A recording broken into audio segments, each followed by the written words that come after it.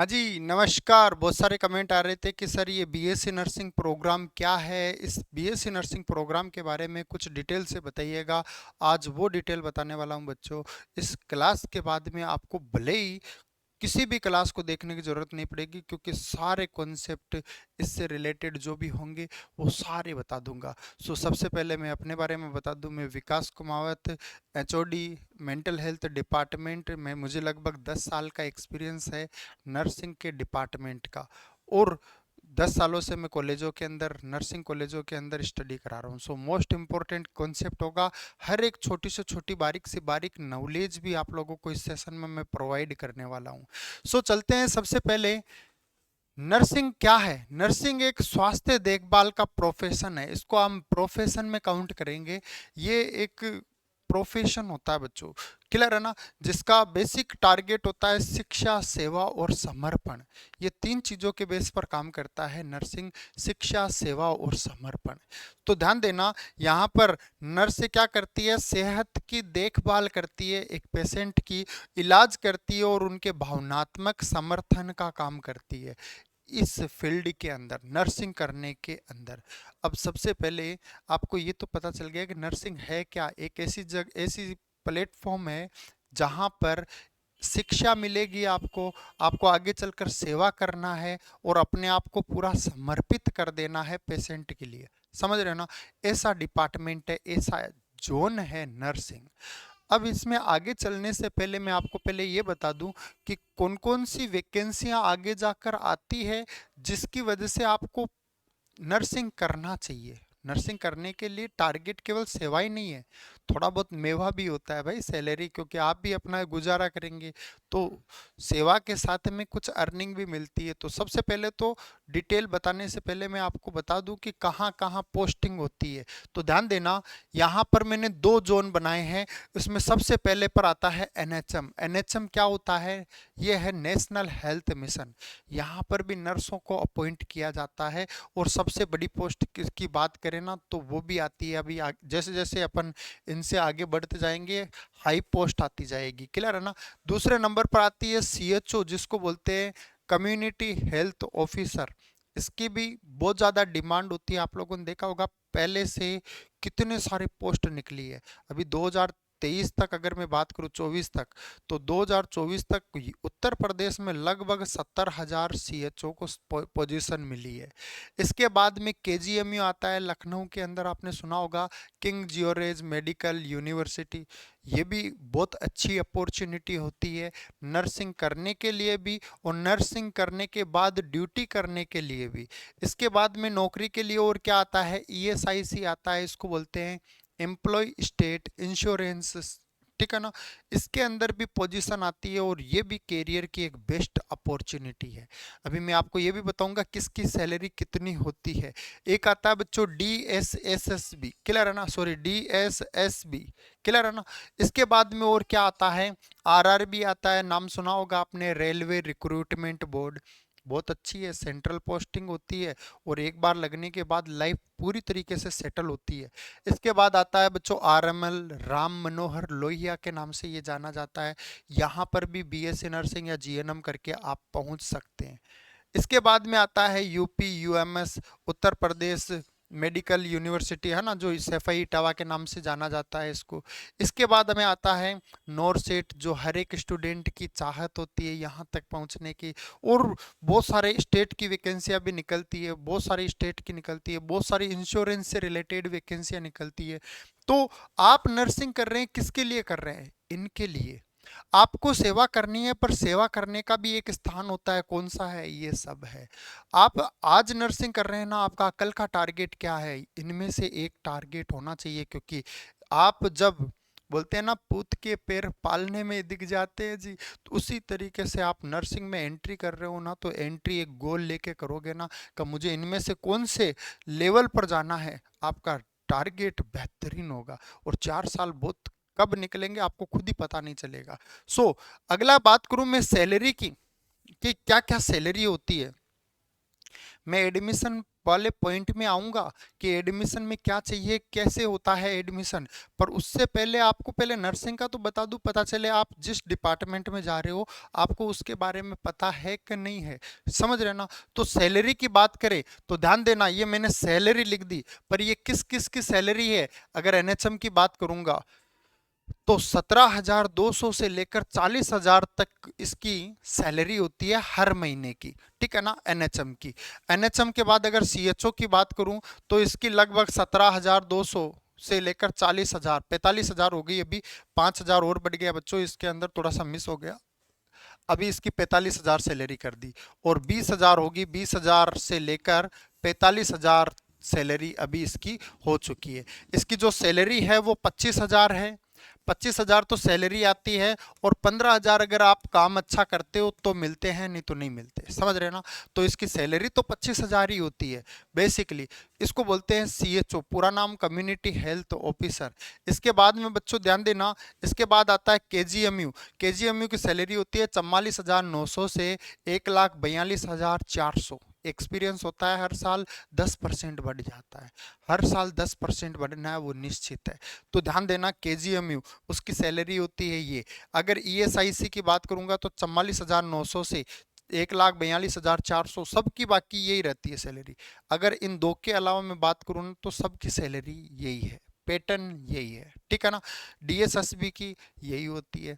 इसके बाद यहाँ पर आरआरबी की बात करूँ, कोई चेंजेस नहीं है, वही 44,900 से 1,42,400। महीने का बता रहा हूँ, साल का नहीं है। हाँ, महीने का है। 1,42,400 रुपये मिलता है। अभी भी बहुत सारे बंदों की आती है। हमारी कोचिंग में कुछ फैकल्टी ऐसी है जिनकी सैलरी आती है इतनी। ध्यान देना। तो मोस्ट इम्पोर्टेंट, नर्सिंग करने के बाद सैलरी तो माला माल है जी। आरएमएल की सैलरी सेम 2 लाख, 2.2 लाख से लेकर 5.5 लाख तक होती है। यूपी यूएमएस की सैलरी 44,900 से 1,42,400। अगर नोट सेट की बात करेंगे जिसकी 44,900 से सेम सैलरी, कोई अंतर नहीं होता। पर मोस्ट इंपॉर्टेंट ये जो सैलरी देख रहे हैं ना, इसके अंतर कहाँ पर आता है, स्टार्टिंग से, कि कितने से स्टार्ट होती है। ठीक है ना। किसी की 44,000 से स्टार्ट होती है, किसी की 70,000 से स्टार्ट होती है, किसी की 80,000 से स्टार्ट होती है। तो अंतर वहां पर आता है, समझ रहे हो ना। बाकी ये था सैलरी वाला पॉइंट। बात बताओ समझ में आई कि नहीं। देखो, जो आप अगर नर्सिंग करोगे तो आपका पहला टारगेट तो अर्निंग भी होगा, है कि नहीं। पर अर्निंग का भी आपको पता होना चाहिए कि आप इस टारगेट के लिए नर्सिंग कर रहे हैं, और आपको वो चीज़ हमेशा याद आनी चाहिए। अब हम आज के इस सेशन में क्या क्या देखने वाले हैं, तो ध्यान देना। सबसे पहले हम देखेंगे कि हमें नर्सिंग क्यों करना चाहिए, वाई नीड, क्यों जरूरी है। दूसरा हम देखेंगे कि नर्सिंग करना क्यों जरूरी है, अगर आप नर्सिंग करते हो तो क्या फायदा है, और अगर आप नर्सिंग नहीं करते दूसरा कोर्स करते तो क्या फायदा है। समझ रहे ना। इसके बाद में हम देखेंगे क्या क्या फायदे हैं इसके, और कितने कोर्स कितने साल का है।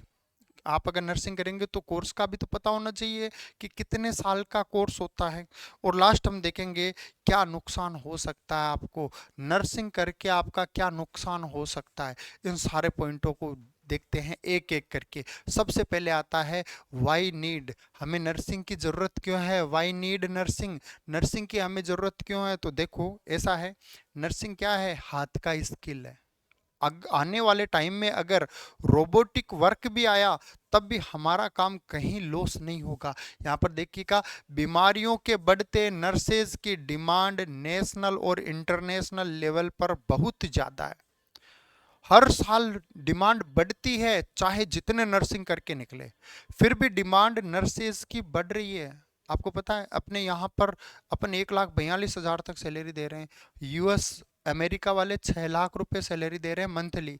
और जो अलग अलग सिटीज है ना, अलग अलग देश, वहां पर अलग अलग पैकेज है। जर्मनी वाले लगभग 2.5 लाख सैलरी दे रहे हैं। तो अलग अलग जगह पर अलग अलग सैलरी पैकेज है। क्यों, क्योंकि वहां के लोगों में इतने सारे नर्सेज नहीं है कि हेल्थ केयर फैसिलिटी को अच्छा बना सके। तो यहाँ से हर साल बहुत सारे लोग इंडिया से बाहर की कंट्रियों तक भी जाते हैं। ठीक है ना। और अगर इंडिया की बात करूं तो यहाँ पर भी डिमांड है। देखना इतने सारे नर्सेज है, पर आप एक भी नर्स को ऐसा नहीं देखोगे जिसके पास जॉब नहीं है। हर एक नर्स के पास जॉब है। सो व्हाई नीड, इसका जवाब तो मिल गया कि बीमारियां बढ़ेगी। अभी 2020 में कोरोना आ गया था, सोचा देखा ना कितने नर्स की रिक्वायरमेंट बनी। हर 3-4 साल से एक नई बीमारी आ रही है। तो नर्सों की डिमांड कभी खत्म नहीं होगी। अगला, अगला है पॉइंट, नर्सिंग करना क्यों जरूरी है। अब आता है नर्सिंग करना क्यों जरूरी है, हम क्यों करें नर्सिंग। नर्सिंग के अलावा भी तो बहुत सारे कोर्सेज है, क्या उनको भी तो हम कर सकते हैं, पर नर्सिंग करना ही क्यों जरूरी है।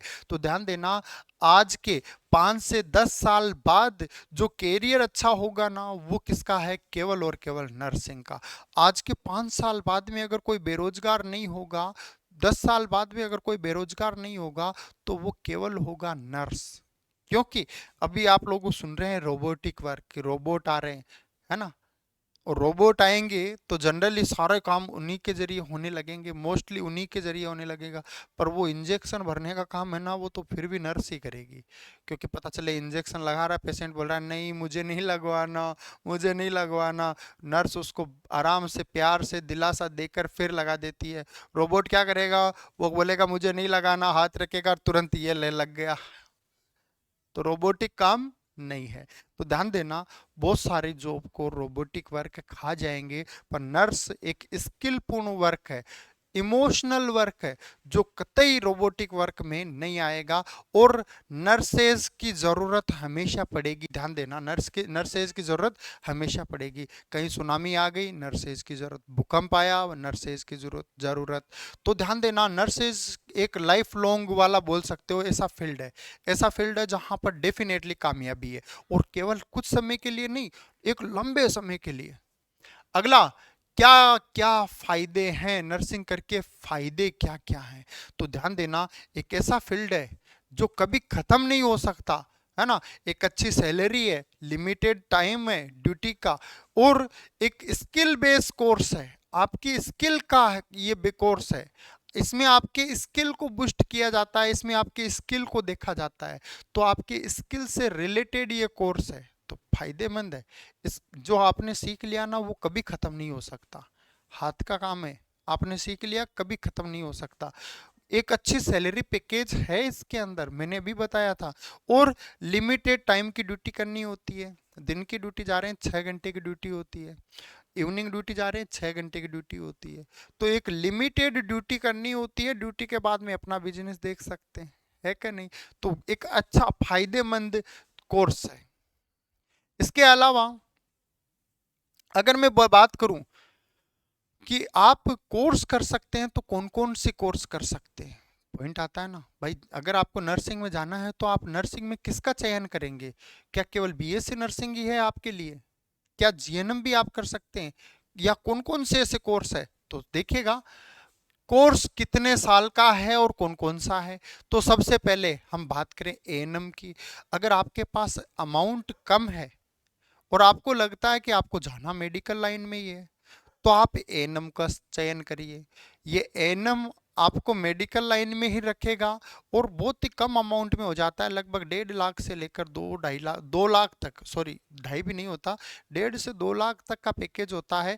इसके अंदर एएनएम का कोर्स हो जाता है, ठीक है ना। अगला आता है जीएनएम, जनरल नर्सिंग मिडवाइफरी। ये 3 साल का है जीएनएम, और इसका पैकेज होता है लगभग 2 लाख से लेकर 3 लाख के बीच में। 2 से 3 लाख के अंदर जीएनएम कंप्लीट हो जाता है, 3 साल का कोर्स होता है, कवर्ड हो जाता है। और इसको करने के बाद भी बंदा उतना ही सामर्थ्यवान होता है जितना बीएससी नर्सिंग वाला होता है, ठीक है ना। अगला देखो, नंबर तीसरा, बीएससी नर्सिंग। अगर आपको केवल ड्यूटी नहीं करनी, आपको पढ़ाना भी है, तो आप जाइए बीएससी नर्सिंग में। बीएससी नर्सिंग एक बैचलर कोर्स है, और बैचलर कोर्स अधिकांश लोग इसलिए सेलेक्ट करते हैं क्योंकि उनका इंटरेस्ट क्लिनिकल हॉस्पिटलों में काम करना कम और पढ़ाना ज़्यादा होता है, कि हम भी पढ़ाएंगे आगे आने वाले समय में। तो वो अधिकांश चयन करते हैं बीएससी नर्सिंग का। ये बीएससी नर्सिंग कोर्स 4 साल का कोर्स होता है, इसको डिग्री कोर्स बोलते हैं।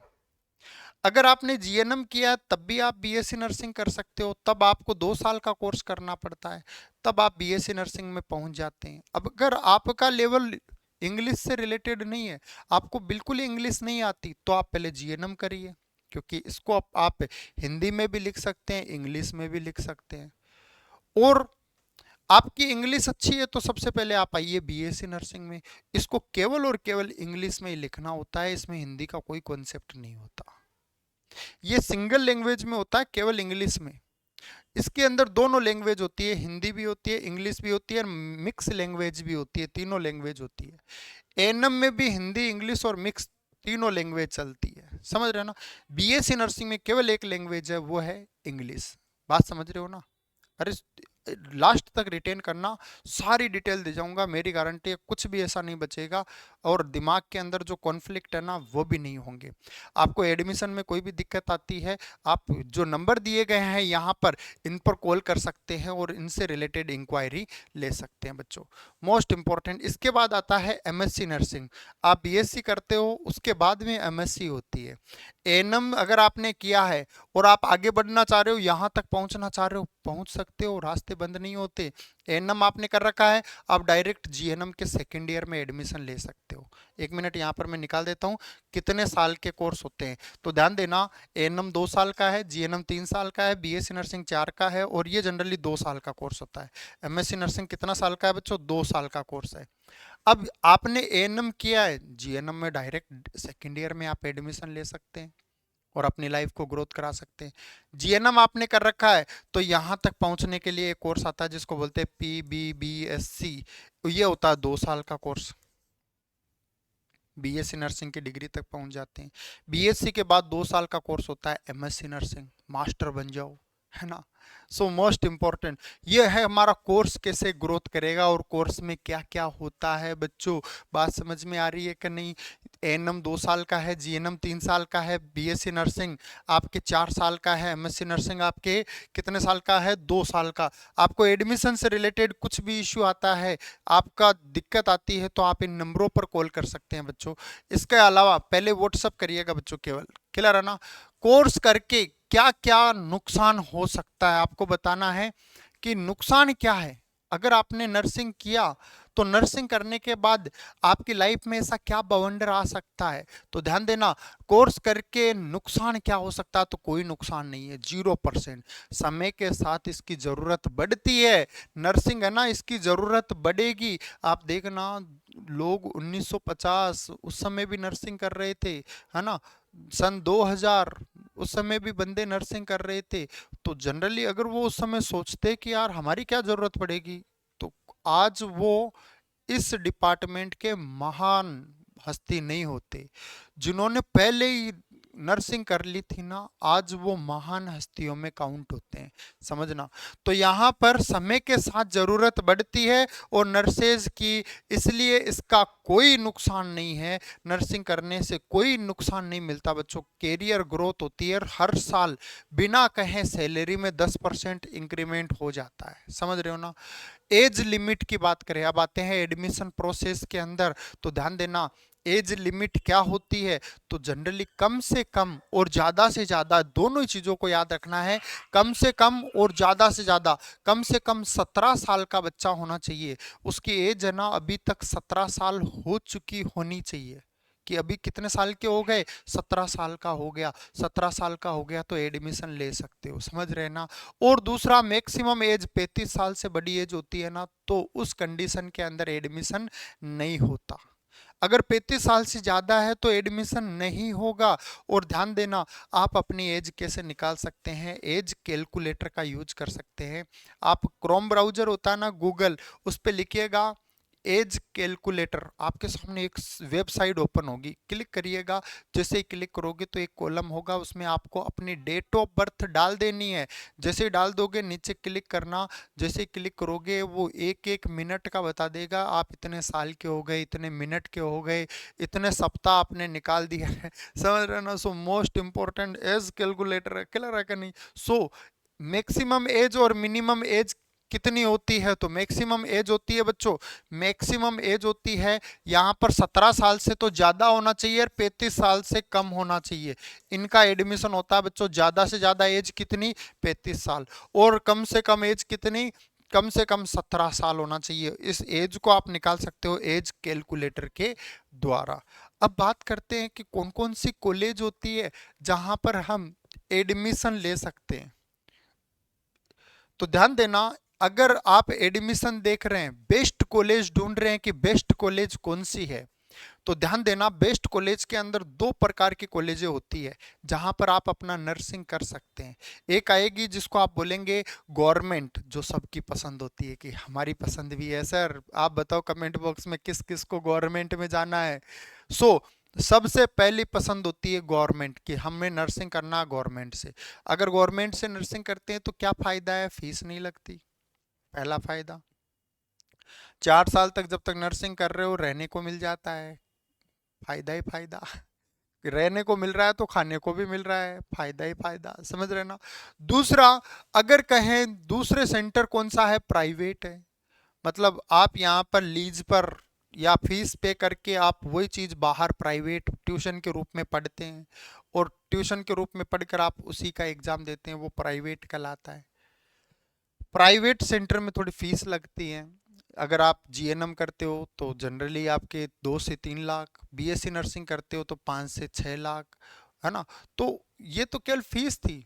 फिर आपके रहना खाना पीना किताबें कॉपियाँ वो अलग अलग खर्चा होता है। तो ध्यान देना, बेस्ट कॉलेज अगर इंडिया में देख रहे हो तो कौन सी है, बेस्ट कॉलेज के ऊपर मैं जल्दी वीडियो बनाऊंगा और एरिया के वाइज भी बनाऊंगा कि कौन से एरिया में आप अगर एडमिशन लोगे तो आपको वहां पर सबसे बेस्ट कॉलेज कौन सी होगी, आप चयन करना। और सबसे ज़्यादा जब एग्जाम भरोगे ना तो कौन सी कॉलेज भरनी है, टच में रहना, व्हाट्सएप ग्रुप में रहना। आप लोगों को हर एक पॉइंट पर ग्रुप में इंडिकेट करेंगे, क्योंकि एक्चुअली हम लोगों के वैसे पर्सनली बहुत सारे मैसेज आते हैं तो एक एक को जवाब नहीं दे पाते।